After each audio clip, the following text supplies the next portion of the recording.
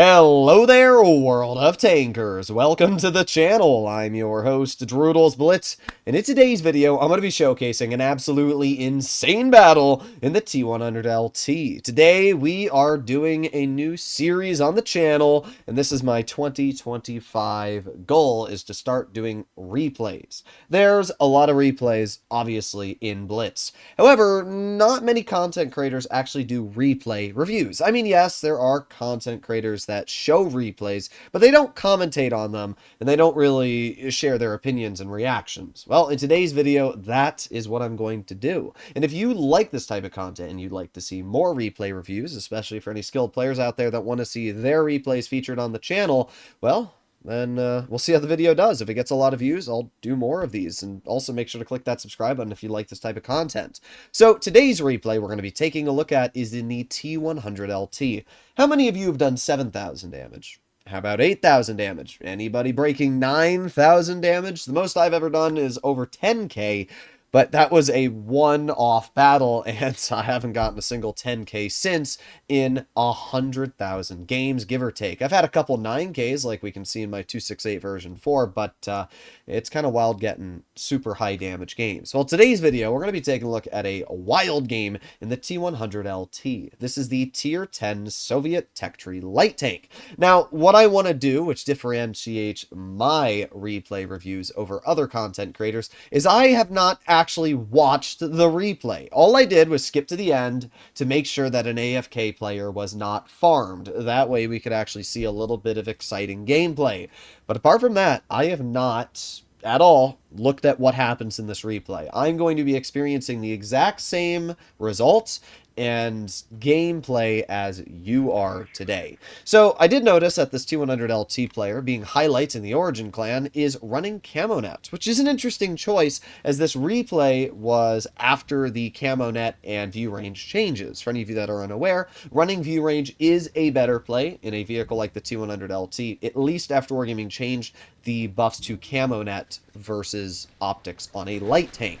Now, I'm not saying you can't run Camo Net. Obviously, this player here is doing that, but in general, you are going to get a bigger buff with the view range. However, if you are trying to stay unspotted, it might help you out. And as we can see, this player is doing an early game scout over towards the heavy flank. We can see that a E100 has been detected, and same for the Minnow and FE215B183. What's great about the T100LT is that because it has such a small profile and such a great camouflage value, it's very easy to just make your way throughout the map and not really have to worry about being detected while also keeping the enemy lit. And it also features tracer shells, which means that you are going to be keeping those opponents lit if you shoot them for over 20 seconds. Now we can see that a T-57 Heavy has been detected driving into his spawn, which is an interesting play, obviously. We can see that this 57 Heavy is continuing to drive into the spawn, and yeah, not a great player. I think we can agree on that. Alright, well, obviously this is some free damage, but the 57 Heavy, even though it is free, is still a very dangerous tank, able to deal upwards of 1,200 damage in as little as 5 seconds. So, nice, ooh, almost a nice HE into the rear of that 57 Heavy. However, it does not actually end up penning just because of the slight angle there. However, this one will pen the rear of that 57 Heavy. The T100LT has a whopping 420 damage high explosive shell, which means that you can rip out damage with HE on this vehicle. But only 3 high explosive shells are left in this player's loadout. I'm always surprised to see other people's loadouts when it comes to their tanks versus mine. We can see a lot of premium shells, a lot of standard, but very little high explosive. I think I have like 10 high explosive shells on my T100, but that's mainly because I always like to get some HE shells. So we obviously have a free farm on the C100. Wow, that was a lucky shell there. I definitely would not have snapped that if that were me. Okay, some interesting shots there, not gonna lie.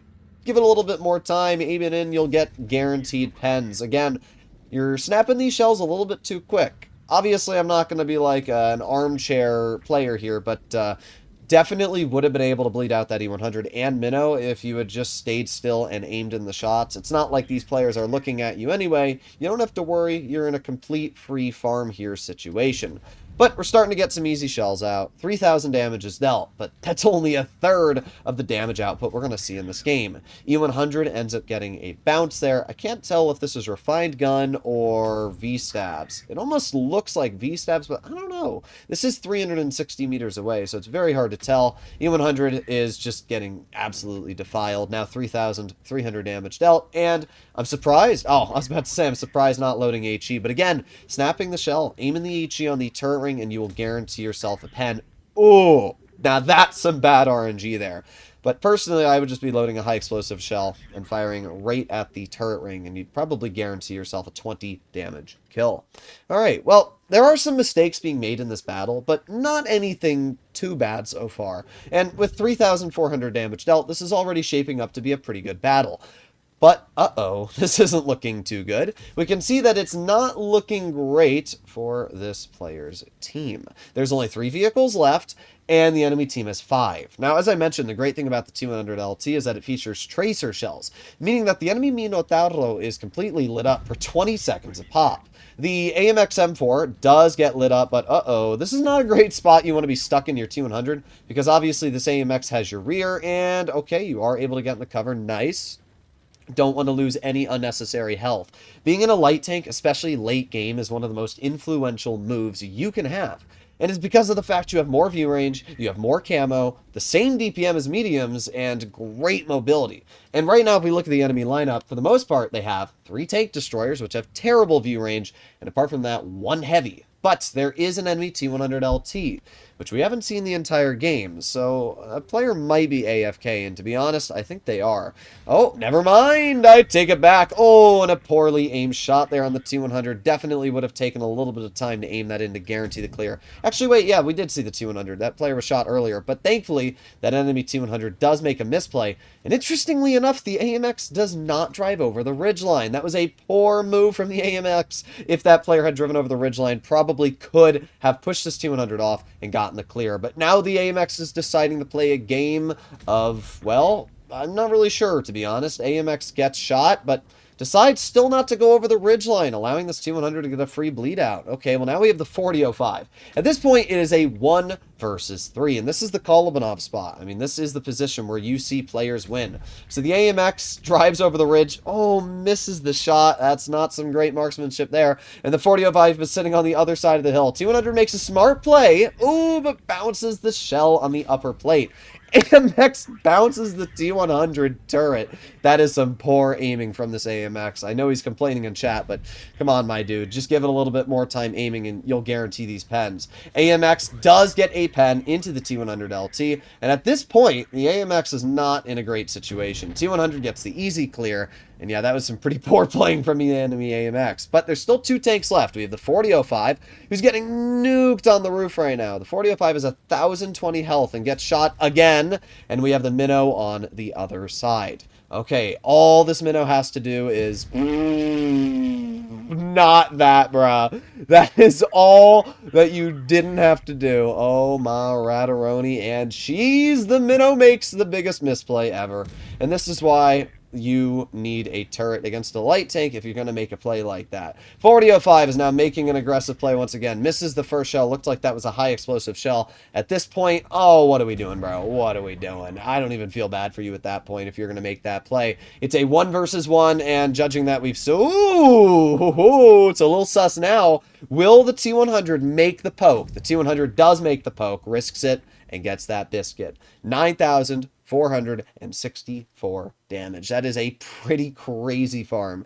And as we can see, this wasn't a boring game. This game was action-packed from the beginning to the end. Really, the only misplays were made at the beginning. There were a couple shots that definitely could have been placed a little bit better on that Minnow, on that E100, but clearly did not affect that late game result there. 277,000 credits earned, and that's because not only was there an ace, but there was also a Kolobanov's, which earned you like 150,000 credits alone there.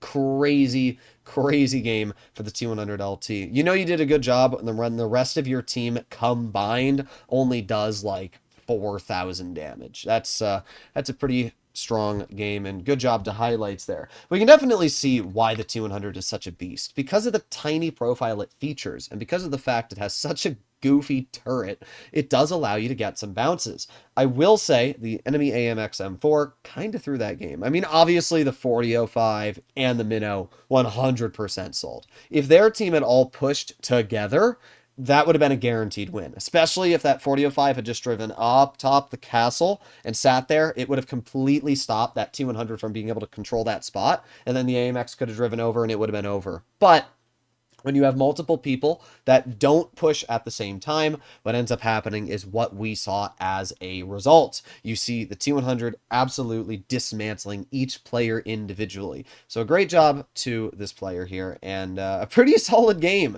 I don't know if I would have won that battle, probably just because I wouldn't have put myself in that position there at the end, but you never know. Crazy game, good job, and yeah, let me know in the comments what you guys thought. I'll see you all in the next one. Bye-bye.